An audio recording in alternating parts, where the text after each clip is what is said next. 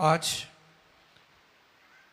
की शाम जो पैगाम, जो मौजू हमारे सामने है वो नोट फरमा लें। आज का पैगाम जिस मौजू पर हम सीखने को हैं वो पैगाम है यीशु के नाम से जन्म का लंगड़ा चलता है,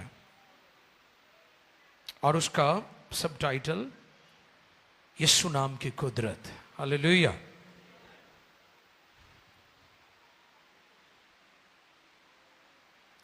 दुनिया में बहुत सारे अजीम, मुकद्दस, पाक और बड़े बड़े नाम हैं। उन सब नामों के लिए खुदा का शुक्र करते हैं। पुराने अहद की अजीम हस्तियों के लिए, नए अहद की अजीम हस्तियों के लिए, और तमाम अदियान के अंदर मुकद्दस हस्तियों के लिए खुदा का शुक्र करते हैं। लेकिन यीशु नाम की कुदरत अजीब है, और अब देखें कि उस नाम में आज भी कुदरत जाहिर होती है। अजीब और बड़े बड़े काम ज़हूर में आते हैं। बदरूहें कामती हैं, बीमार चंगे होते हैं, और गुनहगार निजात पाते हैं, क्योंकि कलाम में लिखा है जो कोई खुदावंद का नाम लेगा वो निजात पाएगा। हालेलुया। यानी यीशु नाम में इतनी कुदरत है, इतनी असमत है, इतना पावरफुल है कि आज भी गुनहगारों के गुनाह धुल जाते हैं और वो निजात का मौजज़ा हासिल करते हैं।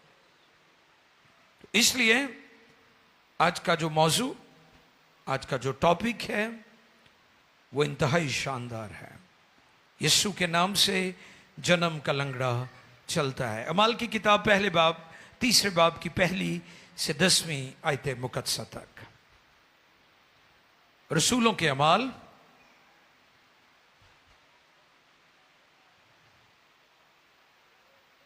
रसूलों के अमाल तीसरा बाब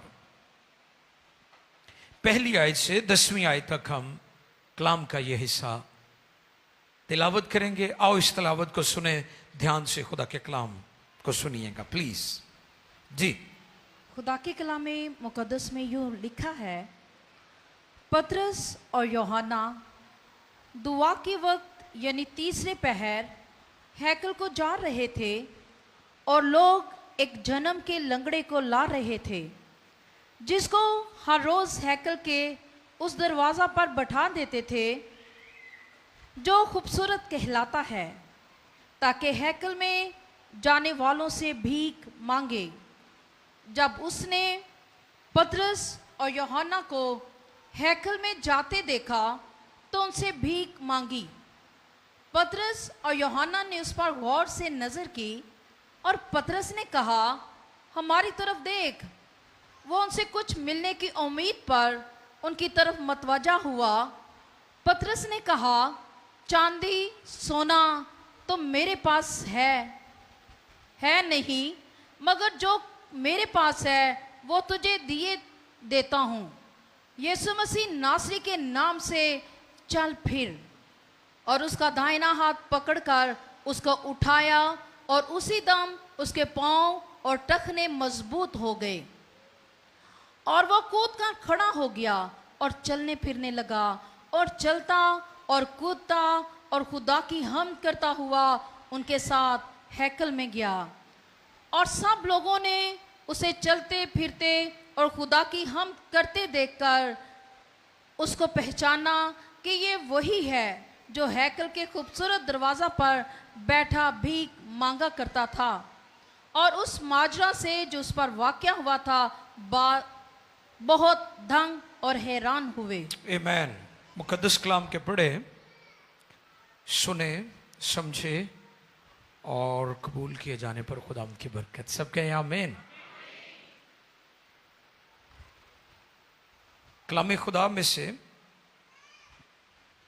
ये जो भी तिलावत हमने सुनी है, ये रसूलों के अमाल यानी शागिर्द रूह कुद्स पाने के बाद ईद पेंतिकोस के दिन जब उन्हें रूह कुद्स मिल गया तो फिर उनकी मिनिस्ट्री और खिदमत में एक नया दौर शुरू हो गया,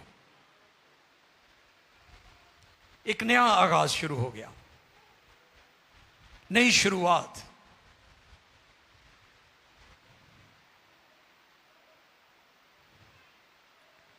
और अमाल तीसरे बाब के आगाज में यह मौजज़ा होता है जो अभी हमने तिलावत सुनी है। और यह मौजज़ा एक ऐसे शख्स के बारे में है जो जन्म से लंगड़ा था, मफलूज था, चल फिर नहीं सकता था। लेकिन उससे पहले जो अमाल की किताब है उसका तारुफ थोड़ा सा मैं चाहता हूं आपकी खिदमत में पेश किया जाए। पहली बात, नए अहद की किताबों में अमाल की किताब जो है वो अपनी नौयत की मुनफरिद और बेमिसाल किताब है। हैरान कुन काम हुए इस किताब में जब हम पढ़ते हैं।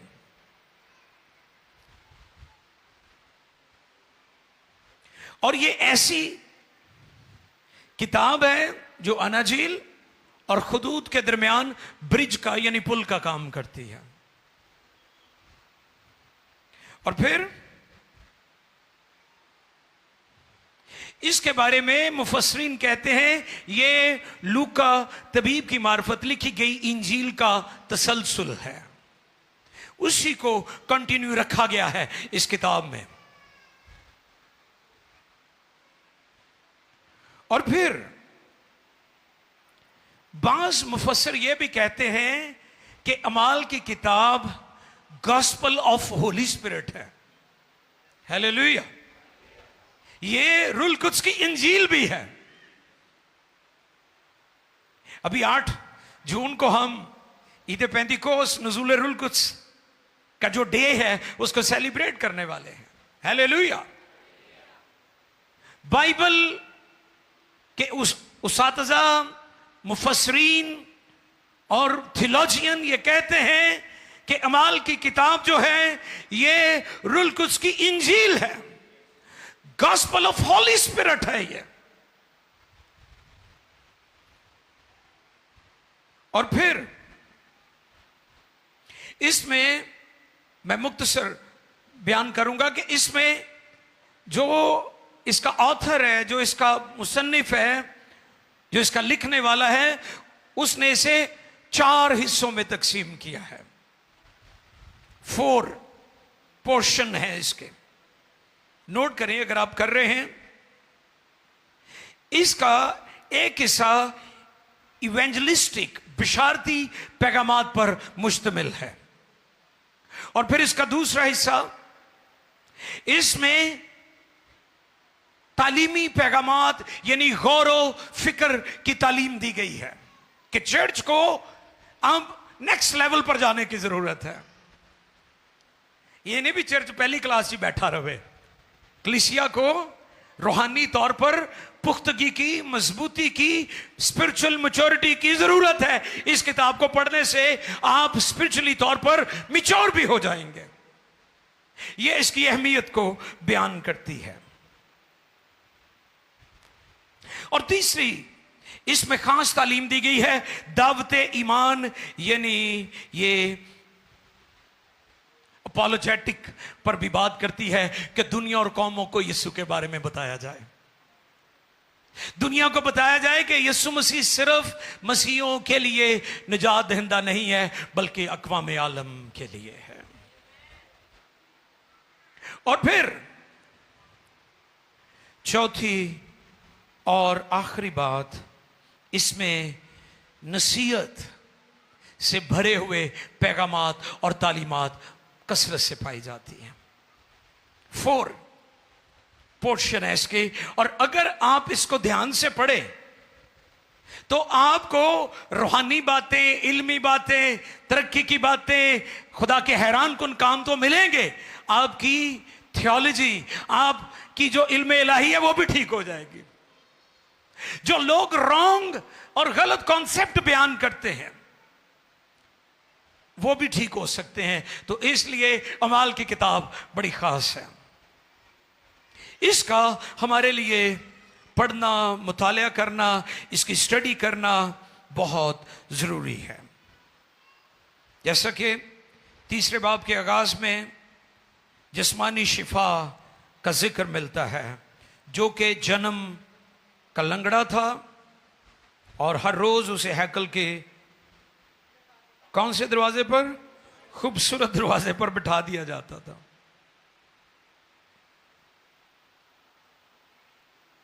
अब यह सिलसिला काफी अरसा से चल रहा था।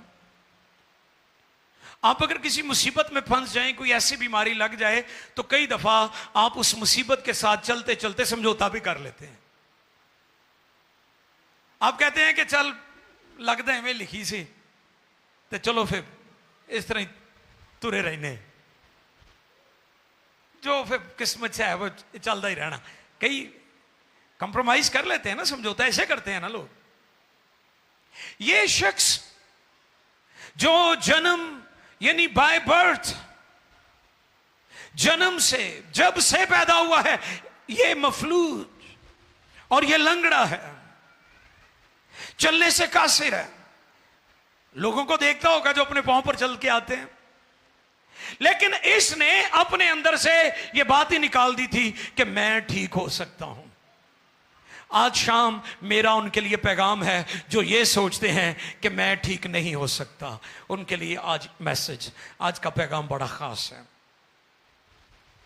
जो ये कहते हैं कि मुझे औलाद नहीं मिलेगी, मुझे नौकरी नहीं मिलेगी, मुझे प्रमोशन नहीं मिलेगी, मुझे शिफा नहीं मिलेगी, मेरे हालात ठीक नहीं होंगे, मेरी गुर्बत खत्म नहीं होगी, मैं एजुकेशन में आगे नहीं जाऊंगा, मैं मुल्क से बाहर नहीं जा सकता, या किसी भी तरह से आपके दिल में ये ख्यालात और बातें और सोचें गर्दिश कर रही हैं कि ये नहीं हो सकता, तो ये पैगाम फिर आपके लिए है।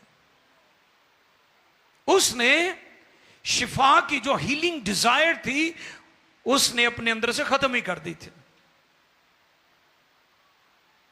और फिर उसने मायूस होकर जब इस चैप्टर को क्लोज कर दिया, लेकिन यह दिन, जिस दिन उसकी मुलाकात जिंदा खुदा के बेटे यीशु के उन रसूलों से हुई जिन्होंने अभी नया नया रूह कुद्स का बपतिस्मा पाया था, इसकी जिंदगी की तारीख और इसकी हिस्ट्री तब्दील हो गई। हालेलुया, हिस्ट्री चेंज हो गई।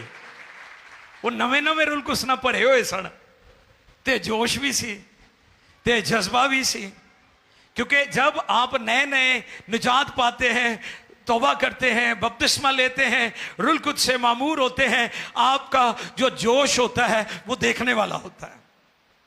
आपके पांव नहीं जमीन पर टिकते, क्योंकि निजात की खुशी है ही इतनी जबरदस्त कि समझ ही नहीं आती कि क्या करूं, बयान ही नहीं हो सकती। तो यही जो सूरत हाल थी यीशु मसीह के शागिर्दों की थी, और वो हैकल में जा रहे हैं। यह शख्स जिसने अपने अंदर से हीलिंग डिजायर खत्म कर दी थी, इसकी जिंदगी में यह दिन बड़ा खास था। आज जो लोग मेरा पैगाम सुन रहे हैं, यह दिन आपके लिए भी बड़ा खास होगा अगर आप इस पैगाम को कबूल कर लेंगे। और अगर आपने ये बात अपने जहन में और दिल में रखी है कि अब मेरे हालात ठीक नहीं हो सकते, तो फिर यह पैगाम आपकी जिंदगी को यकसर बदल देगा, आपके हालात को बदल देगा।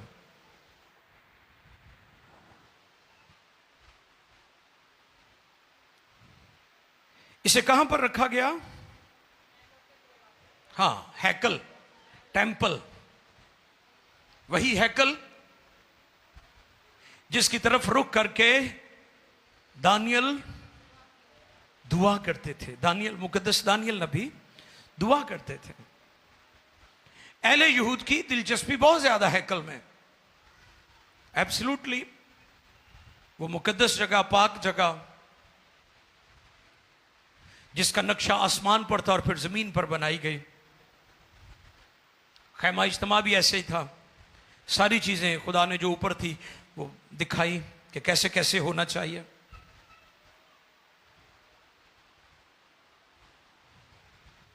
उसे मजहबी जगह पर बिठाकर भीख मंगवाते थे। इस पर मैंने पहले भी बात की थी कि ये जो मांगने वाले होते हैं ये बड़े स्मार्ट होते हैं। मंगण का तरीका बड़ा जबरदस्त होता है उन्होंने। वो किसी ऐसी जगह ते नहीं जाणगे जिथे कोई उल्टे सीधे काम होंगे ने। वो मजहबी जगह ते जाणगे क्योंकि जिहड़े उत्थे लोग आते ने वो इमोशनल होंगे ने। उन्होंने ये होंदा है कि मजहबी जगह ते जावांगे तो इथों माल पानी ज्यादा मिल जाएगा, इसलिए उनको मजहबी मकामात पर बिठा दिया जाता है। आप देख लीजिएगा भीख मांगने वाले ज्यादातर आपको मजहबी मकामात और प्लेसेस पर मिलेंगे, क्योंकि जो इबादत करने जाते हैं वो और ज्यादा खुदा की नजदीकी हासिल करने के लिए ज्यादा सखी हो जाते हैं और वो इस तरीके से जनरॉसिटी करते हैं। वहां से मजहबी लीडर भी गुजरते होंगे, ऐसे ही है ना, लावी भी गुजरते होंगे हैकल में जो खिदमत गुजारते हैं। लेकिन हैकल च खिदमत करने वाले लावी और मजहबी लीडर्स और यीशु मसीह के शागिर्द जिन्होंने अभी नया नया रूल कुद्स का बपतिस्मा पाया था, उनमें फर्क था। उनमें फर्क था। वो जाते होंगे इसके करीब से कुछ ना कुछ इसे दे जाते होंगे, लेकिन फिर एक दिन ऐसा आया कि इस जन्म के लंगड़े की मुलाकात किनके साथ हुई? नाम क्या लिखे हैं उनके? शाबाश, पतरस और यूहन्ना। इनके साथ मुलाकात हो जाती है और वो उनसे भीख मांगता है, उनसे भीख मांगता है।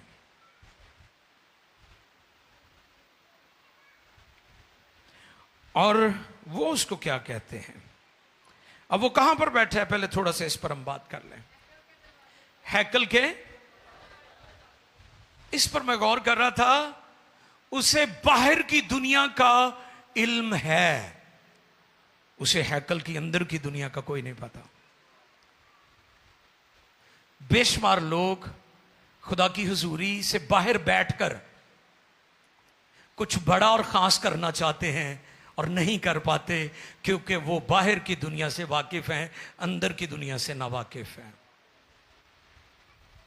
यही प्रॉब्लम है ना कि लोग खुदा की हुजूरी में नहीं आना चाहते, लोग कलाम नहीं सुनना चाहते। लोग कहते हैं हमसे पैसे ले लो। अक्सर लोग दुआ के लिए आए तो वो पैसे देते। मैं कहता हूं कि हम दुआ के इव्ज किसी से पैसा हमने मुफ्त पाया और हम मुफ्त देते हैं। अगर आपने हदिया डालना है तो हदिये वाली टोकरी में जाकर डालें जो चर्च का है। और मैं अक्सर खुदा के खादमीन को भी ये तलकीन करता हूं कि जैसे इंजील में लिखा है कि गैर कौम से कभी भी शिफा के पैसे ना लें, ताकि वो ये ना समझें कि ये दुआ की फी है, ये दुआ की फीस है। शिफा किस नाम से होती है? यीशु नाम से। यही आज हम सीख रहे हैं, यीशु नाम की कुदरत। ये हमारी या किसी खादम की कोई खूबी नहीं कि बीमार शिफा पाते हैं, ये यीशु नाम की कुदरत है कि बीमार चंगे हो जाते हैं। अब ये कई सालों से बाहर बैठा हुआ है, इसने बाहर की दुनिया को तो देखा है, इसने हैकल की अंदर की दुनिया को नहीं देखा, क्योंकि जो मजहबी लीडर थे वो इसे अंदर जाने ही नहीं देते थे। इस पर पाबंदियां थी। ये मफलूज था, ये लंगड़ा था और ये अंदर की दुनिया से नावाकिफ था।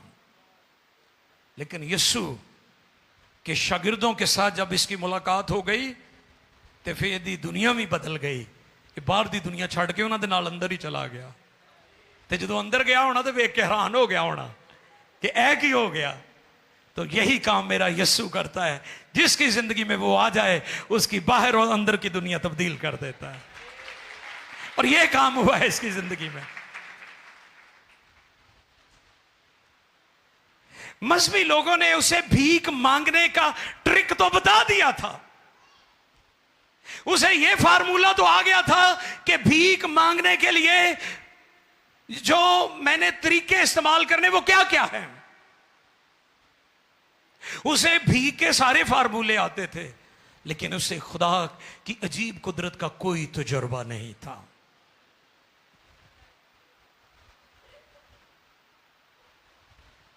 जन्म का लंगड़ा तैयारी करके नहीं आया था, वो तैयारी करके उन्होंने सी पता भी आज होना की है, ते पता थानू भी कोई नहीं गा कि खुदा ने आज ताड़ी जिंदगी च की करना, या मेरे नाजरीन जो मुझे देख रहे हैं पता आपको भी नहीं है कि खुदा ने आपकी जिंदगी में क्या करना है। Nobody knows. इसे भी पता नहीं था, इसे भी था कि रूटीन की बात है, आप दिहाड़ी बनानी है। थे कई बार टाइमो टाइम आ जान ना घर च काम करने वाले, तो टाइमो टाइम आ गए हो, ओ जी बस दिहाड़ी पूरी हो गई सी, मैं क्या हुण चलीए कानू धुप्पे खड़े होना। इसे भी पता नहीं था, यह भी दिहाड़ी के चक्कर में था, लेकिन यीशु इसकी जिंदगी को तब्दील करने की कुदरत रखता था और वो करना चाहता था उस वक्त। और छठी आयत में लिखा है, छठी आयत पढ़िए जी। पतरस ने कहा चांदी सोना तो मेरे पास है नहीं, मगर जो मेरे पास है वो तुझे दिए देता हूँ। यीशु मसीह नासरी के नाम से चल फिर।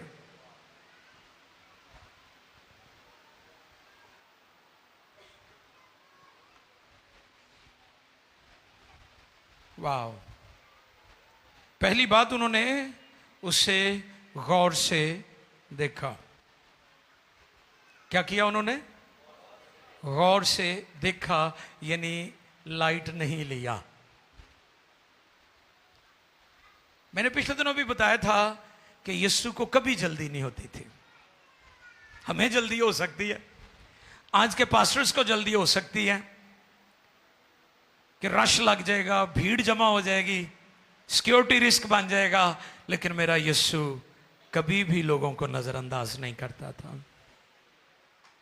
वो रुक जाता था। वो क्या करता था? वो रुक जाता था। उसे भीड़ पर तरस आया, वो रुक जाता था। अब उसके शागिर्द भी वैसे ही हैं। उन्होंने इसे लाइट नहीं लिया, उन्होंने इसे संजीदगी से लिया है और उन्होंने गौर से देखा है। ये उनकी जो मिनिस्ट्री के अंदर कमिटमेंट और पैशन और दर्द और बोझ और लोगों के लिए रूहानी जज्बा और खिदमत का जो पैशन और विजन और बर्डन है, ये उसको पेश करता है। अक्सर लोग हमें दरखास्तें देते हैं, हम कभी भी उनकी दुआया दरखास्तों को लाइट नहीं लेते हैं। Very serious. आप हमेशा याद रखें कि अगर आप इस बॉक्स में भी दुआया दरखास्त डालते हैं तो वी आर वेरी सीरियस। हम बड़े बोझ के साथ जुमे वाले दिन रोजा रखकर आपके लिए दुआ करते हैं। अगर हमारे नाजरीन मुझे मैसेज करते हैं या हमारी टीम या हेल्पलाइन पर आप राब्ता करते हैं या मैसेज करते हैं, वो सारे के सारे मैसेजेस मुझ तक पहुंचते हैं ताकि आपके लिए दुआ की जाए। पतरस ने, यूहन्ना ने उसको गौर से देखा और फिर उन्होंने कहा, चांदी सोना तो मेरे पास, जो मेरे पास है वो तुझे दिए देता हूं। यीशु मसीह नासरी के नाम से चल फिर हालेलुया। गौर कीजिए, फिर क्या हुआ, अगली आयत पढ़े। और उसका दाहिना हाथ पकड़कर, और उसका दाहिना हाथ पकड़कर उसको उठाया, और उसी दम उसके पांव और टखने मजबूत हो गए, और वो कूद कर खड़ा हो गया, और चलने फिरने लगा, और चलता और कूदता और खुदा की हमद करता हुआ उनके साथ, हाँ जी, उनके साथ हैकल में गया। वाह, लो जी, बड़ा ही काम हो गया। शिफा ते उन्हें पा ही लई, रसूलां ने उन्होंने हैकल भी उन्होंने अंदरों वहाती जिहड़ी उन्हें कदी वेखी नहीं सी। ते फिर की नजारा होएगा जिहड़ा हैकल च पहली बार गया होवे। इसी तरह जब हम इस जमीन से आसमान पर जाएंगे तो हैरान कुन मनाजर, हैरान कुन दुनिया हम देखेंगे। जलाली दुनिया, खुदा की हैकल, खुदा की हजूरी, उसका जाहो जलाल। वो नाल ही अंदर चला गया, कूदता हुआ, फांदता हुआ, पंजाबी च कहते छलांगा मारदा होया है।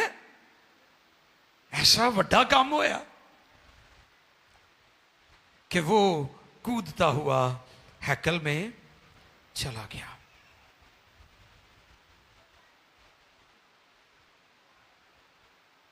हमें गरीबों की मदद करनी चाहिए। किसी को कपड़ा लेके देते हैं, किसी को खाना लेके देते हैं, किसी गरीब की मदद करते हैं, किसी यतीम की मदद करते हैं, किसी बेवा की मदद करते हैं। ये सारे काम बहुत अच्छे हैं और हमें करने चाहिए। लेकिन एक चीज हम कई दफा भूल जाते हैं, वो यीशु के बारे में लोगों को बताना। और अगर आप दुनिया को वैसे ही उनकी मदद कर देते हैं, आप बड़े सखी हैं, बड़े नरम दिल हैं, ये बहुत खूबसूरत बात है। खुदा ने आपके अंदर फितरती तौर पर, आपकी नेचर में यह बात शामिल है कि आपने ये अच्छे काम करने ही करने हैं। लेकिन इन कामों के साथ साथ यीशु के बारे में लोगों को बताना बहुत जरूरी है। शागिर्दों ने यह बताया, शागिर्दों ने यह तालीम दी, शागिर्दों ने यह पैगाम दिया।